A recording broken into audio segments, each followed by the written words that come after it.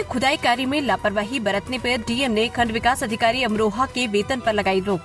बता दें कि जनपद अमरोहा की जिलाधिकारी निधि गुप्ता वत्स द्वारा उप जिलाधिकारी नौगावा कार्यालय में तहसील दिवस से पूर्व तहसील नौगावा के न्यायिक और राजस्व कार्यों की उप जिलाधिकारी, तहसीलदार, नायब तहसीलदार व अन्य के साथ बैठक कर समीक्षा की गई। इस अवसर पर जिलाधिकारी ने न्यायालय में 1 से 3 वर्ष, 3 से 5 वर्ष तथा 5 वर्ष से अधिक की धारा 34 और 67 के पुराने वादों के निस्तारण की स्थिति, न्यायालय के आदेशों की अनुपालन की स्थिति, मिल जुमला गांठों के विभाजन की कार्य योजना की प्रगति, तालाबों, पशु चर भूमि पर अवैध कब्जे, अविवादित विरासत, लेखपालों की दिनचर्या, बही सहित अन्य किए जाने वाले कार्यों की समीक्षा की।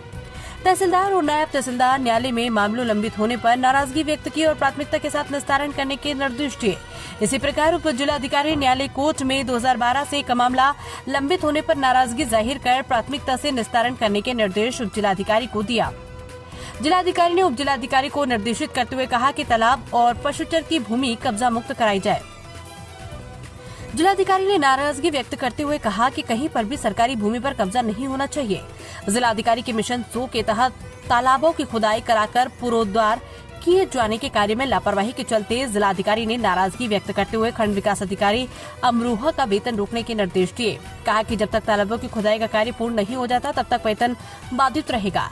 लेखपालों के कार्यों की दिनचर्या बही की समीक्षा करते हुए जिलाधिकारी ने कहा कि लेखपाल ने प्रतिदिन क्या कार्य किया है, कहां गया, इसका पूरा उल्लेख विवरण सहित करें। जिलाधिकारी ने निर्देश देते हुए कहा कि धारा 24 और 116 की जो आदेश जारी किए गए उनका अनुपालन सुनिश्चित किया जाए। कहा कि उप जिलाधिकारी पैमाइश और चिन्हांकन के कार्य में स्वयं रुचि लेकर कार्य करें।